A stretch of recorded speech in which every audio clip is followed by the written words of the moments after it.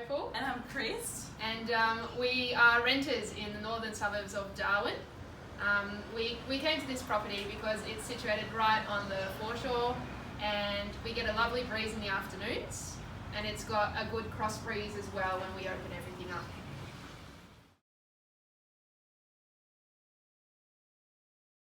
Alright, so we're in the living room, and as you can see there's a big window here. It lets in a lot of light, which means we can put plants inside, and just now the breeze is coming in through the open door. We've got windows on the opposite side as well, and it's good, nice and accessible, so it means we always have them open. We've chatted to the real estate as well about the fans that weren't quite working properly, and we've got them working so that we can minimise our aircon use.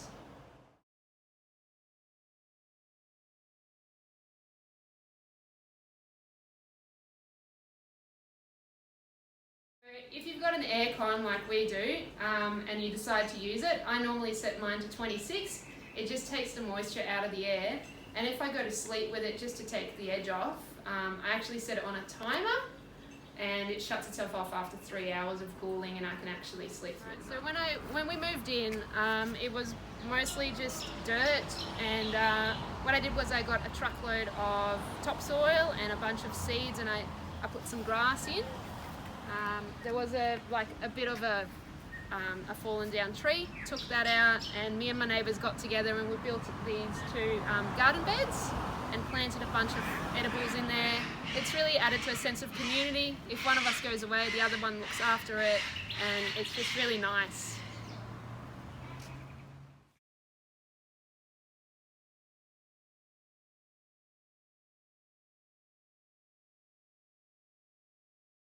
School, and the school gardener actually gave me a little seedling. It was about this high. There were maybe 5 of them, and I popped them in. They turned out to be ox heart tomatoes, and we just harvested our first one yesterday. It's a big monster, and so that's grown in about 2 months. It's gone to this size. If I opened it up, it would go over my head, and as you can see, there's lots of different varieties. It's really taken off. So these are my garden beds. I've got 2. This one specifically, I received some donated metal, and my neighbour Perky donated these metal legs, supports, and he helped me put it together. We went to the local, what's it called? Stables.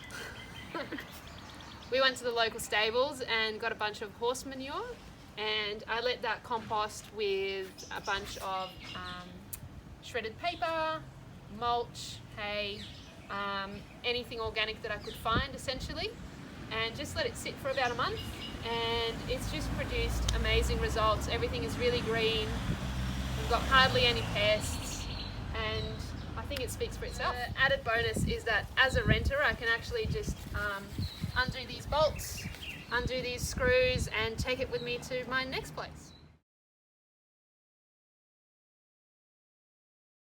So this is a shade umbrella that I got secondhand off a buy swap sell group. As a renter there's not much you can do in terms of adding structures and adding shade.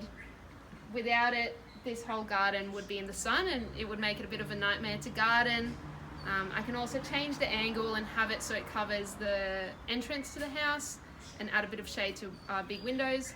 So it's really come in very handy.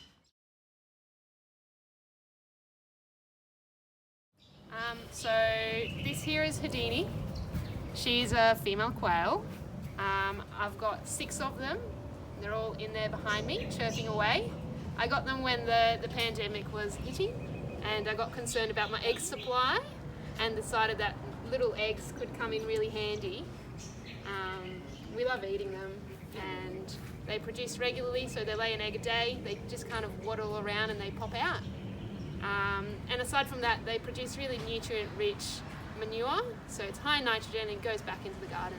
So we just use the eggs like regular eggs, so we just fry them up or we can boil them, and we put them in the cooking like you would just for regular chicken eggs, and they're delicious.